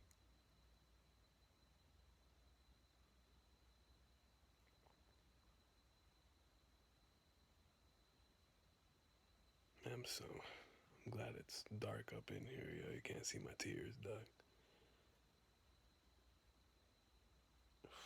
Haji Kuji, man. What a powerful scene, dog. I've always said that great storytelling is my best medicine because I feel so horrible that I could be face first on that bed right now and it would feel fantastic. In fact, that's where I want to be. But that's where I don't want to be either. Because I would 100% rather be talking about this phenomenal series that I just witnessed, man. I'm running on barely any sleep, but who needs sleep when you're experiencing greatness? You know, before this year, I'm not gonna say that I had given up on the anime side of this medium because I know on the manga side, I still have quite a few manga stories that I'm looking forward to reading that I know could be really really good. But on the anime side of this medium, for quite some time, I had just been thinking, will I ever find another series that I can truly sink my teeth into in the same way that I have like for my previous favorites? And I had searched and I had looked and searched and looked and tried out certain series, but I was like, man, some of these are solid, some of these are great, but none of them are really giving me that feeling, man. And just this year alone, with Galactic Heroes, Chihaya Furu, Aria the animation, and now this Nekomonogatari series, I can most certainly say that my journey on trying to find another really immersing and a series that I can truly call a favorite, they still exist. They really do. And I'll have to just go out and look for them or just listen to y'all's recommendations. Which I still have to thank my man Nasty Kaito, aka Araragi Senpai, 100% for recommending the series for me. You know, if Hitagi End would have ended with that final scene with Araragi and Kaiki, I would have come on here talking about the genius that was whoever the creator is on telling this entire story from Kaiki's perspective, because it really made that final line of dialogue between Sengoku and Kaiki that much more incredible. And it really hit home for me, as y'all know, as I continue to say on this channel, as someone who really dreams of becoming an author one day and publishing a work. That final part right there really hit home, and it was a massive twist that I did not expect, man. I truly did not expect, but like I said, that would have been it. I would be talking about that right now if it had ended there.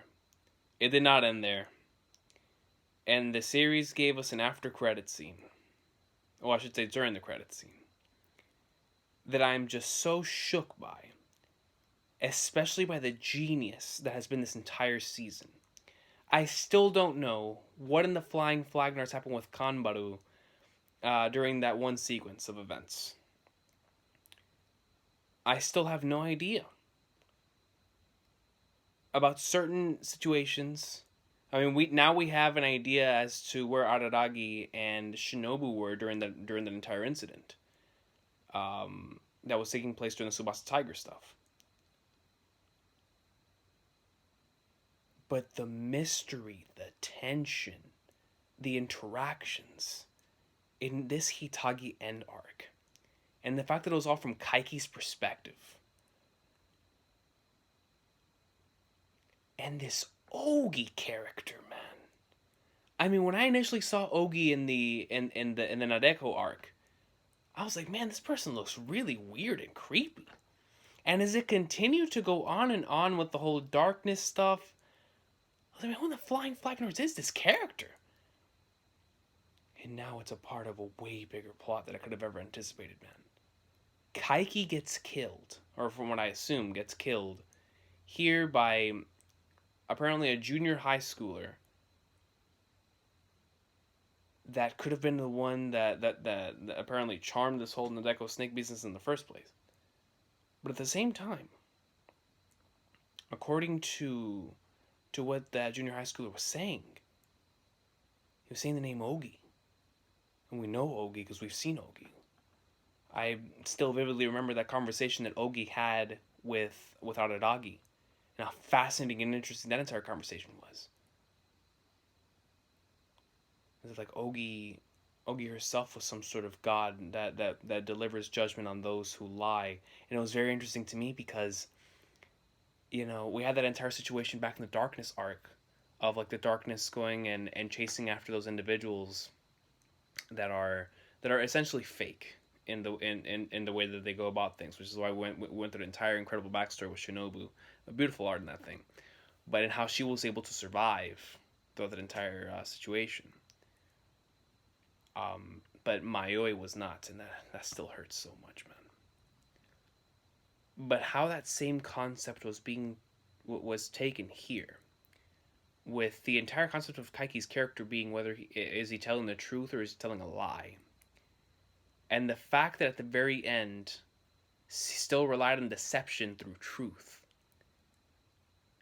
and yet he was still chased by that darkness and killed and taken away and judged by Ogi, to me is like flying flag nards. Like yo, this writer is a true genius. I mean, in every sense of the damn word, man. Goodness gracious, bro. This arc, man, every story in Monogatari Season 2 has been so special in its own way, in very different ways. With Tsubasa Tiger stuff, the Myoji Yangshi, I forgot what the Nadeko arc was called, but the Nadeko stuff, and then you had the Shinobu Time with Itagi End.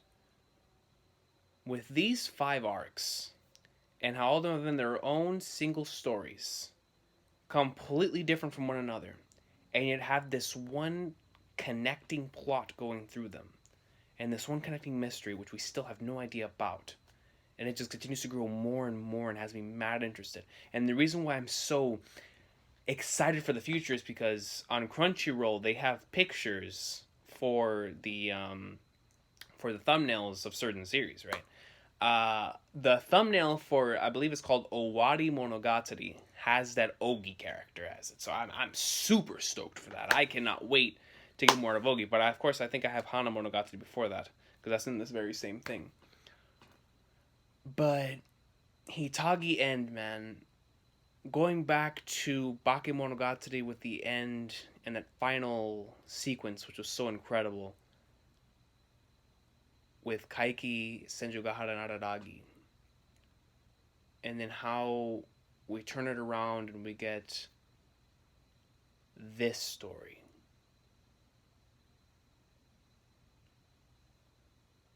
I already want to go back and rewatch it.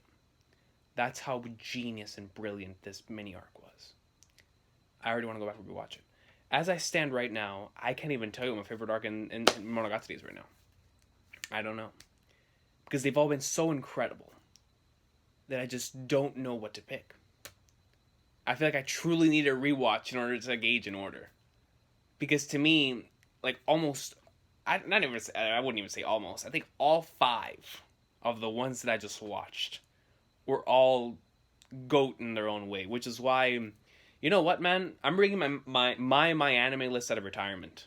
I have to. I have to. This series was a good.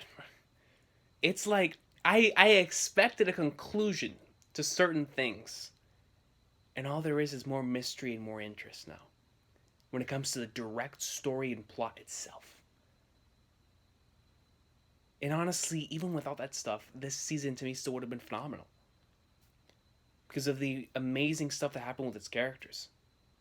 The original Nadeko arc in Bakemonogatari, I was wondering why it is that story was told in the way it was told.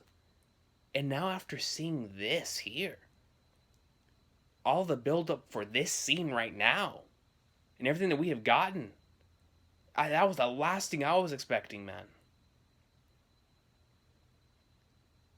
A god complex created through always being showered with nothing but compliments, and you yourself are hiding and refuse to show who you truly are and what you truly feel.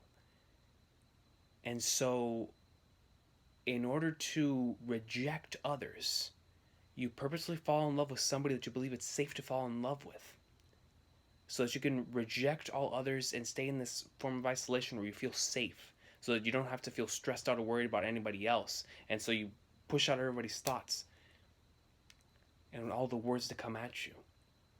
And then in turn, you're also hiding your true feelings and your true dream away from everyone else, which is why you always tell everybody to get away from that closet. Nobody at all must ever enter that closet. And whenever Kaiki actually looks in there and sees that what she actually wants to be is a mangaka, and she actually works really, really hard on this, but no one in the right minds does even knows about this.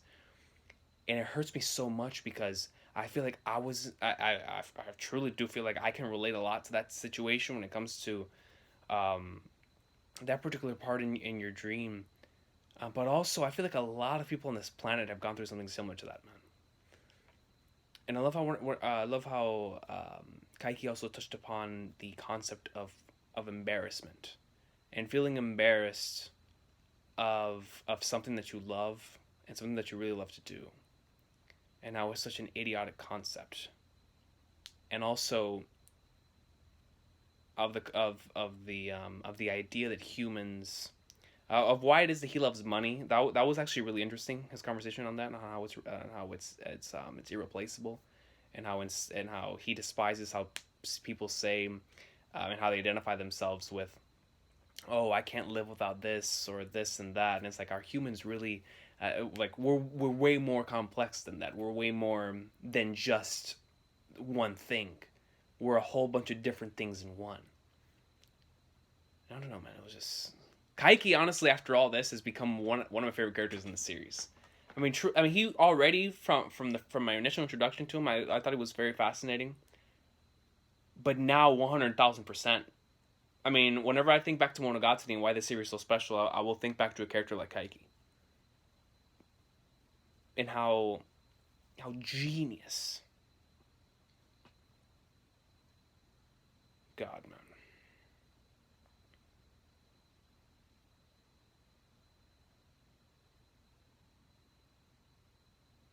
Like, seriously, I just want to go back and rewatch that episode, man. That was fantastic. That entire conversation between the two of them was so good. I want to go back and rewatch this whole season. But now, because look, man, I'm not gonna lie to you. Had it not ended the way that it did, I 100% would have gone back and rewatched this arc. Hitagi, and I would have. It was so good. I wanted to re-experience it again. But after the end, I have to continue. I have to continue, bro. I gotta see what happens, man. I gotta see what happens with Ogi and that whole plot line. I gotta see where we're gonna move forward from here, man. I gotta see what's Flying Flag, if we're gonna see Mayoi again. What's gonna happen with Shinobu and Araragi.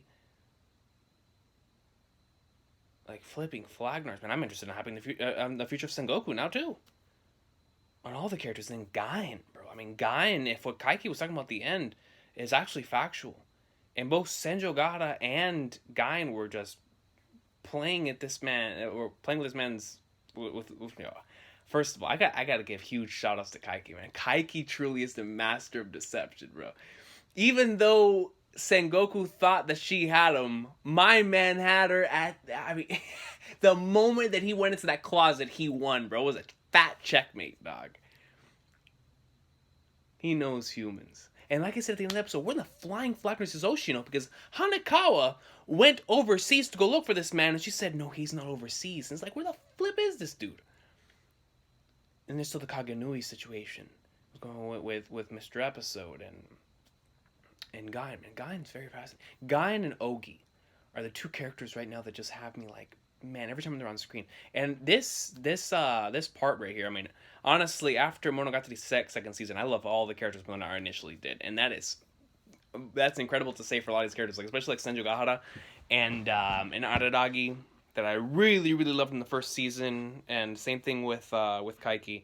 The other ones are a given that I like them more, but those that I really, really loved in that first season had a lot of focus, and I love them even more now, man. I mean, Senjogahara had two scenes that really got to me. the first scene being earlier on in the season, whenever she was crying, whenever she found Hanakawa sleeping by herself in the cram school. That one actually made me tear up, and it's because it's coming from Senjogahara. And then that beautiful scene here, whenever Kaiki basically told her that, basically gave the plan that they would be all right coming out of the situation. Back whenever they were at Mr. Donut, and Senjogahara said, "I'll be right back." Whenever she came back, you could definitely see that she was crying. I was like, man, flipping Senjogahara, bro. Man, dude, the characters, man, I can't. The flipping characters, and it's like so good for me, because like I respect this series for so many different reasons, but when it all comes back down to it, man, the characters is truly why I love this series so much, and the way that they're written and the way that they're put into the stories. And another character that I really like, especially now after all this stuff has gone down, is Ononoki. Ononoki, to me, is so weird and so awesome. Like, every time she's on screen, I'm always fascinated. Always, always fascinated. Ononoki's a really awesome character. And I'm very interested in finding out more about her and her connection to all this. She's definitely involved in a lot of this, but, we don't know much about it after that. Man, dude, I'll tell you what, man. I mean, I already had this series as becoming one of my faves, but I can safely say after Monogatari's second season, like this to me was the benchmark. Like, this to me is what certain other arcs, it's hard for me to say because I've thoroughly enjoyed my time so far. Like, okay, so I'll go back to, let's just say, 3 series that are familiar with the channel, of course. I'll go to One Piece, Hunter x Hunter, and Gintama, right? One Piece, for me, I enjoyed it from the beginning. Gintama from the beginning. Hunter x Hunter from the beginning. But all of them had that one specific point that from then on out, I enjoyed the series like 10 times more. Just because I had now realized how genius the series was. One Piece, that was in a long park. Gintama was episode 111. And Hunter x Hunter was during Your Canoe. Or honestly, episode 32 with Heaven's Arena, but still, you catch my drift. And I feel like, as much as I already appreciated how the series had done everything, the culmination of all the things that I loved about the series coming into effect in this season, truly just put it over the hump for me. Of like saying, you know what? This is truly an amazing series. Normally I have at least one thing. I mean, not normally, because sometimes I'm really biased towards things, but there are certain things in the back of my mind where I'm like, okay, this, I almost always unintentionally, because that's just the way my brain works, I focus on the strengths of certain things rather than their weaknesses, and then whenever I actually take time to think about it, there are a lot of weaknesses and a lot of strengths, but the strengths outweigh the weaknesses. I'm a man who goes by highs and lows, but when I think back to this season, man, and it is because I just finished it, but its strengths are so high, I can't even think of the weakness. Because the weaknesses, I can't really tell are weaknesses until I finish it. Because the only thing I think of as weaknesses is the unresolved plot points, but it's a series I haven't finished. From the visual direction to the genius way the story has been written so far, with the incredible arcs that continue onward, but they're so different from each other, man. Like, it's so interesting. I don't even know what I can compare it to, bro, because it's just, I can't.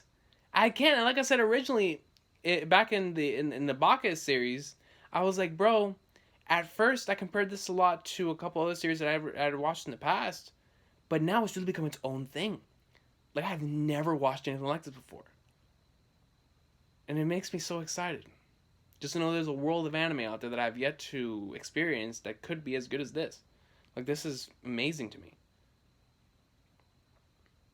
And like I said before, man, I'm going to bring my anime list out of retirement just because of this series, bro. Just because of this series. I haven't been on that thing in so long. Forgot my password, but hell, we'll reset the password and go in there, because I got to put this in my favorites, man. I do, man. It's junk. this was an experience. This was something special, man. This is what I live for. I live for experiencing stuff like this that truly inspire me from a creative aspect, that truly inspire me as a human being, man. I mean, I can't tell you the amount of times that because of the series, I've gone back and analyzed my own life and my decisions. Specifically during the Tsubasa Tiger stuff and here, in the Hitagi End stuff, man. I'm like, God Lord, bro. I'm just looking back at my life and saying, like, man, dog. Amazing stuff. And I don't even think I'm halfway through. I mean, following my guide, I think I'll have to look at it on my computer later, but I think I'm barely halfway. But I don't know how long the other parts are. I don't think there's anything as long as this one from what I remember seeing on the list. But if that's the case, whatever. But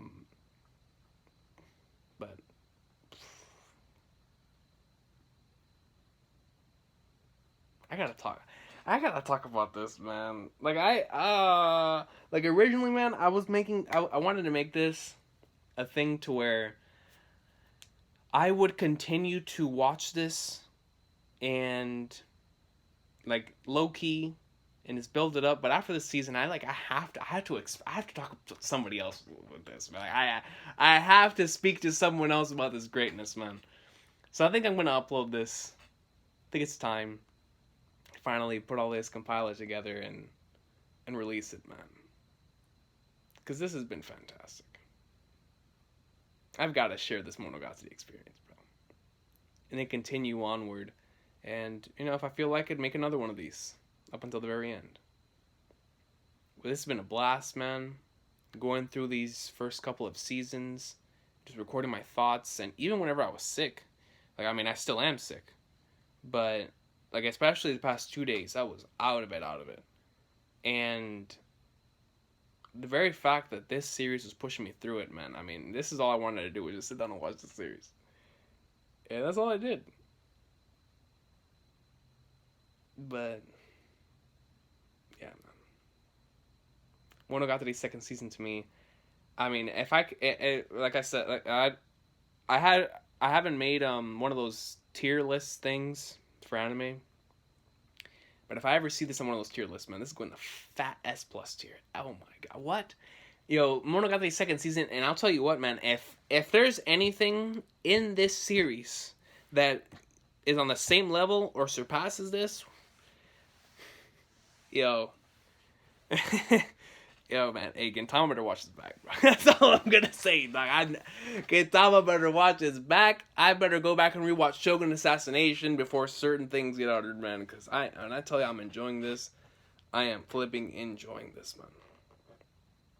I really, really am.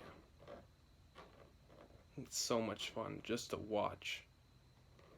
And, like, I'm already super excited to rewatch it. That's how you know when something's really good, when you want to go back and rewatch it, but it's like, it's so good, you want to keep moving forward. Greatness, man. But yeah, once again, I want to give a huge thank you to Nasty Kaito and aka Adaragi Senpai and my boy Yak, Flipping Naya. Awesome dudes who continue to push the Monogatari agenda, man. Y'all really did put in God's work, man. Because if it wasn't for y'all, I mean, I might have checked this out way later on in the line, but because I almost never see anything about the series, I probably would have never checked it out.